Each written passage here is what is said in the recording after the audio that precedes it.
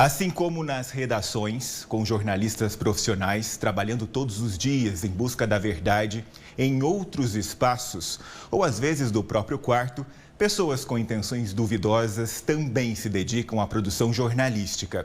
E o que elas produzem, sem exagero, pode matar.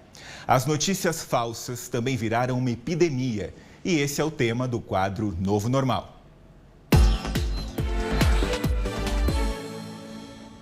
Meu convidado de hoje é jornalista e, com 9 anos de profissão, conseguiu uma trajetória que muitos colegas dedicaram a vida toda para conseguir, alguns sem sucesso. Ele é goiano e, depois de integrar o time de apresentadores de um dos principais telejornais do país, hoje é editor-chefe e apresentador do DF Record, em Brasília. Bem-vindo ao quadro Novo Normal, Matheus Ribeiro. Eu vou pedir licença para mudar o seu bordão. Em vez de falar tchau, obrigado, eu vou te dizer oi, obrigado.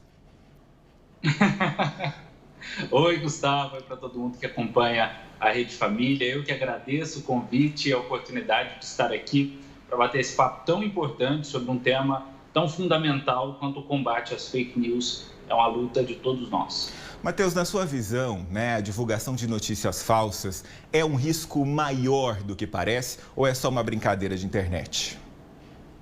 Gustavo, a primeira coisa que eu faço ao tratar de fake news, dessas mentiras, é a gente dissociar isso do trabalho sério jornalístico, né? Assim como em todas as outras profissões, o jornalista também está sujeito a erros. O jornalista também pode se equivocar durante a apuração de uma matéria e, infelizmente, acabar errando ao transmitir uma notícia. Isso não caracteriza o trabalho desse jornalista ou desse veículo de comunicação como um produtor de fake news, porque não há uma intenção nisso, né? O jornalista não erra por vontade própria. Quando há essa intenção, quando há essa vontade de produzir um significado que não corresponde à realidade, aí sim a gente tem essa fake news caracterizada, essa lorota, como se diz lá no meu interior, né? E aí, os malefícios disso e as intenções que essa notícia tem ao ser veiculadas é que devem servir de alerta para todas as pessoas. Por isso, a primeira dica que eu sempre dou para todo mundo que me pergunta: Matheus, mas como eu faço para me informar com mais qualidade?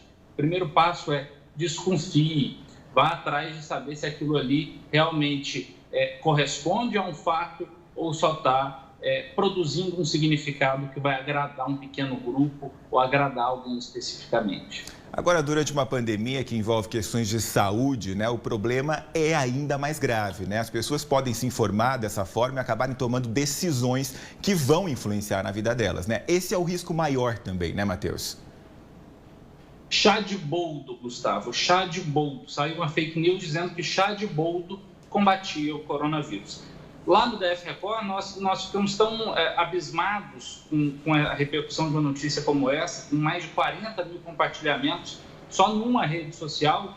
Nós colocamos no ar, nós cumprimos esse papel social, eu diria até, de desmentir essa mentira, porque muitas pessoas poderiam acreditar e deixar outras medidas sérias de prevenção de lado, achando que o chá de boldo poderia combater a Covid-19. A gente sabe que nesses tempos, em que a imprensa também virou alvo de muitos ataques, nós jornalistas, que muitas vezes somos a pedra, é um dos objetivos da função, inclusive, viramos vidraça. Aí a gente vai ver um trecho do que aconteceu no DF Record. E o Eduardo diz: não gostei muito desse apresentador, ele é do contra, hidroxicloroquina salva. Ô Eduardo, eu não tenho que ser contra nem a favor remédio. Os pesquisadores, os médicos, os cientistas é quem devem definir tratamento. A nós, a população, cabe somente seguir as orientações de profissionais que estudam e que são respeitados no mundo todo. Matheus, por que é importante dar espaço também para esse tipo de crítica e informar do papel claro da imprensa nesse momento? Porque a gente valoriza algo que é fundamental no jornalismo, Gustavo, é pluralidade, Eu, nem você, nem nenhum outro apresentador, um âncora, se encaixa no papel de dono da verdade. Pelo contrário, nós jornalistas, nós aprendemos muito bem a ir atrás dessas versões, a ouvir muito mais do que falar.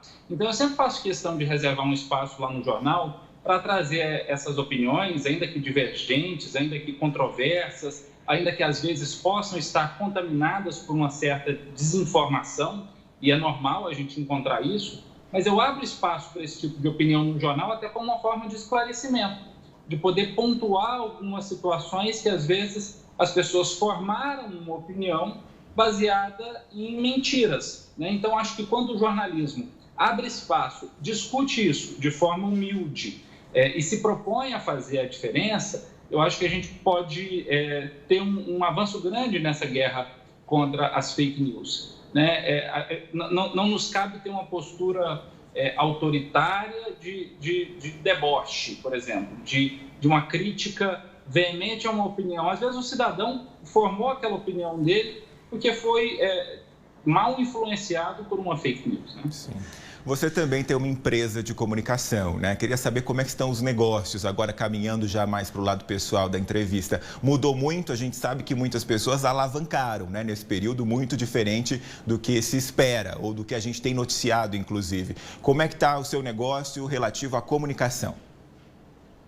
Gustavo, essa pandemia mostrou que a comunicação bem feita é um ingrediente fundamental para qualquer organização, para qualquer profissional, para qualquer pessoa que vive em sociedade. Então, nós precisamos saber como...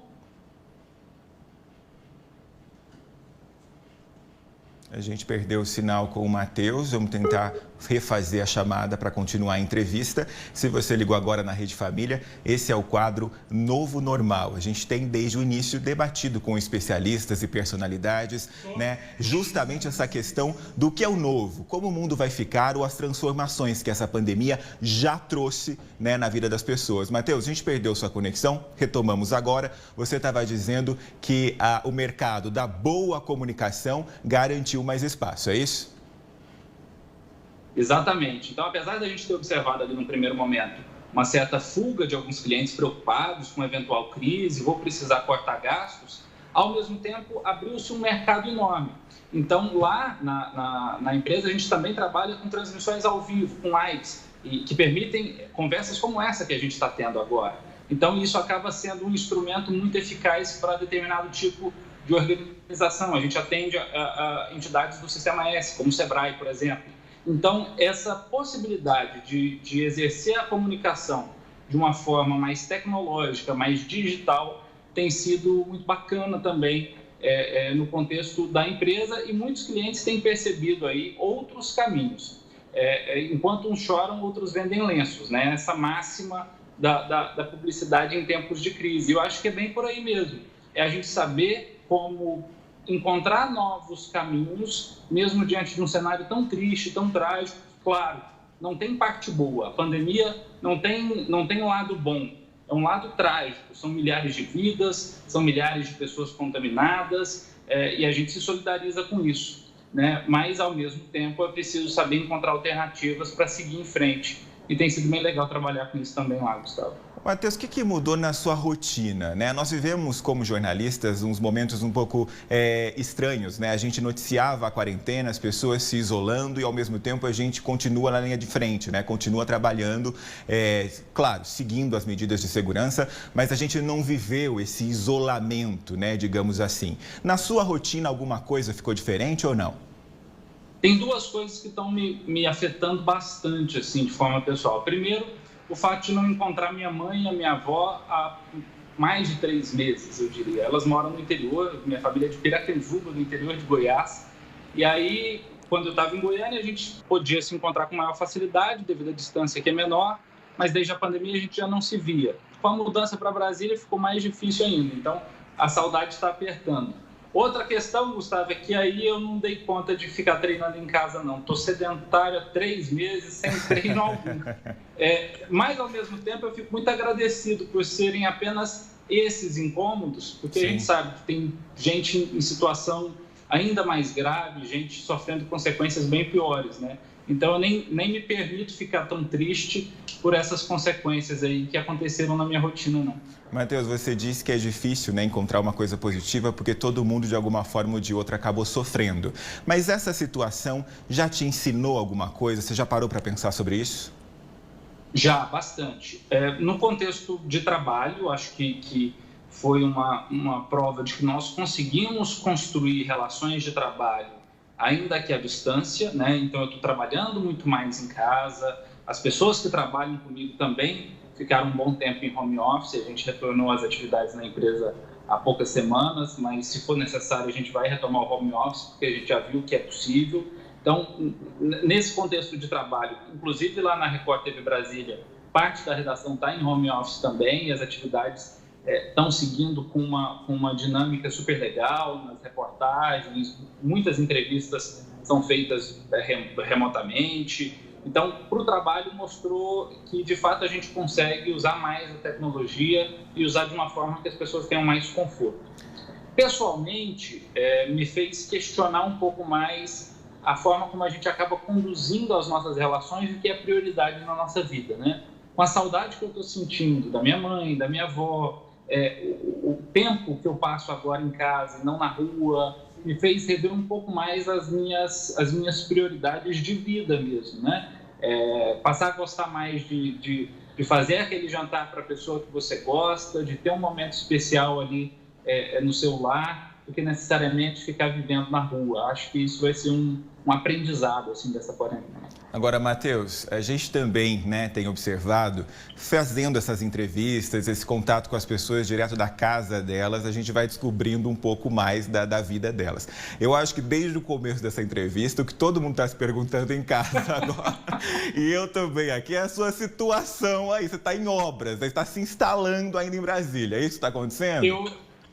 Olha, conduzir o DF Record está sendo uma missão gratificante, mas ao mesmo tempo muito trabalhoso, né? E eu trabalho muito. A gente está aqui, eu e o Yuri, meu namorado, a gente está nesse apartamento desde o dia 19, salvo engano, 19 do mês passado, são poucas semanas, e está tudo uma bagunça. Esse lugar aqui ainda vai virar um escritório. Por enquanto está um monte de futon empilhado, um quadro aqui atrás, está meio bagunçado. Falei, gente, mas não vai ter outro lugar para entrevista, vai ser aqui mesmo. Bom que eu comento depois. Muito bem. Ó, eu fico muito agradecido por você ter aceitado o nosso convite. Infelizmente o tempo é curto e agora sim, tchau, obrigado. Tchau, obrigado, Gustavo. Obrigado a todos da Rede Família. Contem sempre com a gente aqui da Record DF e também com a minha participação. Vai ser um prazer participar aqui do jornal. Beijo grande para vocês. Tchau. Tchau, tchau.